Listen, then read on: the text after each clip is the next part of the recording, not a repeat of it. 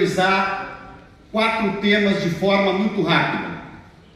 A primeira é perguntar para todos nós aqui aquilo que cada vez mais brasileiros se perguntam sobre o governo Bolsonaro. E a pergunta é: que governo é este? Qual é o plano deste governo? Qual é a política econômica deste governo? Qual é o conjunto de soluções, mesmo de um governo que pensa diametralmente diferente do que eu penso? Qual o conjunto de soluções que este governo teria para propor ao nosso país? A minha reflexão, e percebo, o Pedro não colocou isso na pesquisa de Santa Catarina, mas deve ter dado parecido com isso, que cada vez mais brasileiros, senador Requião, percebem que este governo não tem um projeto de desenvolvimento nacional. Percebem que Bolsonaro, na realidade, Vinhati, é alguém que tenta distrair o povo brasileiro enquanto grandes negócios vão sendo feitos por aqueles que querem saquear o nosso país. Esta é a grande realidade. O governo Bolsonaro é um governo da briga, do conflito. O governo Bolsonaro é um governo sem capacidade governativa. Se perguntar um brasileiro na rua hoje aqui em Florianópolis quais são as medidas do governo Bolsonaro para combater o desemprego, que é uma das maiores preocupações do povo brasileiro, resposta: nada. Aliás, o governo Bolsonaro pode ser caracterizado como um governo estilo filho de pai rico que quer vender a herança rápido para consumir com a riqueza que gerações e gerações de brasileiros constituíram ao longo das últimas décadas. E nós estamos do outro lado. E aí eu vou para o meu segundo ponto de reflexão. Nós queremos, senador Requião, Pedro, montar uma ampla aliança entre todos aqueles que têm uma esperança e que querem construir um projeto de nação. Então, quando alguém disser para nós lá nos Correios, na Petrobras, na Caixa Federal, no Banco do Brasil, disserem para nós: este movimento contra a privatização é um movimento corporativo, nós vamos responder a eles, Pedro: este movimento é para defender um projeto de nação. Nós não teríamos pré-sal se nós não tivéssemos universidades fortes nesse país, se nós não tivéssemos pesquisa nesse país, se nós não tivéssemos gerações e gerações de petroleiros, engenheiros, trabalhadores que construíram esta riqueza que é de todos nós. Então, o nosso assunto é ampliar a nossa aliança para defender o Brasil de Bolsonaro e de todo este processo absolutamente irracional de venda ampla e geral do patrimônio público do nosso país.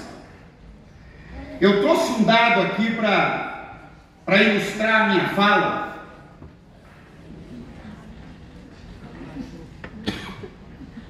A companheira Ideli tratou rapidamente desse assunto, mas é quase inacreditável. O petróleo brasileiro, desde a votação da MP do trilhão, que garantiu, aí sim, o maior privilégio corporativo que talvez se tenha notícia no planeta, de vantagens tributárias para um setor que é um dos setores, se não o mais, um dos mais lucrativos da economia global. Mas estas grandes transnacionais, para vir explorar petróleo no Brasil, exigiram de um governo entreguista como o governo Temer um conjunto de vantagens tributárias que levou à seguinte situação, senador Requião.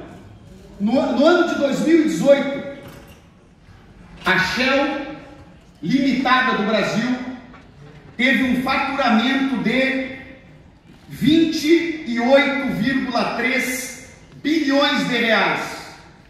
28,3 bilhões de reais de receita líquida Shell do Brasil Limitada. Sabe quanto ela pagou? Ou melhor, sabe qual foi o resultado de todo esse faturamento? Coitada da Shell do Brasil. Ela teve prejuízo, senador Espiridião Amin. Ela faturou 28,3 bi explorando petróleo, que é o negócio mais lucrativo do planeta, e conseguiu no Brasil, fruto do MP do trilhão, ter um prejuízo de 1,230 bilhões de reais. Aí eu, meio ingênuo, pensei, mas vai ver que foi um ano difícil para o petróleo do mundo inteiro, Amazônia. E aí, mas quem sabe, vamos dar uma olhadinha como é que a Shell foi no seu negócio global, lá onde ela opera no mercado, comercializa ações. E aí eu fui olhar o resultado da Royal Dutch Shell, que tem ações negociadas na Bolsa de Nova York, e ela teve um lucro líquido neste mesmo ano que ela teve prejuízo no Brasil de 17 bilhões de dólares e pagou no estado onde ela está baseada 8,79 bilhões de dólares de impostos. Então este é o crime contra o Brasil que está em curso. Isto aqui é a corrupção grossa que está em curso no Brasil. A venda do nosso patrimônio a preço vil, a venda das nossas riquezas que devem garantir o futuro desta nação, a educação, a saúde. O Brasil não está quebrado. Um país que tem 370 bilhões de dólares de reservas, um país que tem a 8ª maior reserva de petróleo do mundo, não está quebrado. Nós temos um governo que quer dizer que o Brasil está quebrado para justificar um conjunto de cortes no orçamento público do nosso país, nas políticas públicas, e quer dizer que o Brasil está quebrado para justificar a venda do nosso patrimônio como se fosse necessária para que o país pudesse se desenvolver. Por fim, gente, dizer para vocês que as páginas da história sempre foram viradas.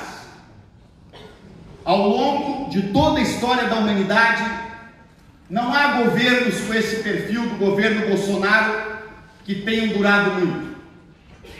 Eu não tenho muita dúvida de dizer para vocês que o governo Bolsonaro não sobreviverá.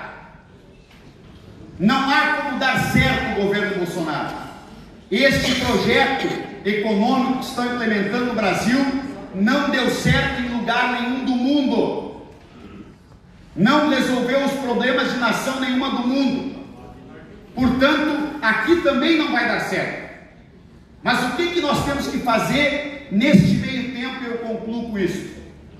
Nós precisamos mobilizar a sociedade com bandeiras amplas como esta nossa bandeira em defesa da soberania nacional, para que brasileiros que pensam e defendem um futuro para a nossa nação assumam a posição de defender este nosso patrimônio, o nosso projeto de nação, a nossa soberania, para que no primeiro dia pós-Bolsonaro nós retomemos a construção deste país. E nós vamos defender referendo revogatório para toda e qualquer privatização criminosa.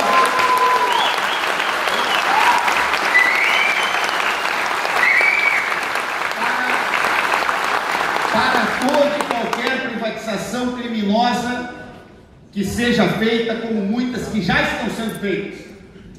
Porque a BR Distribuidora já foi vendida.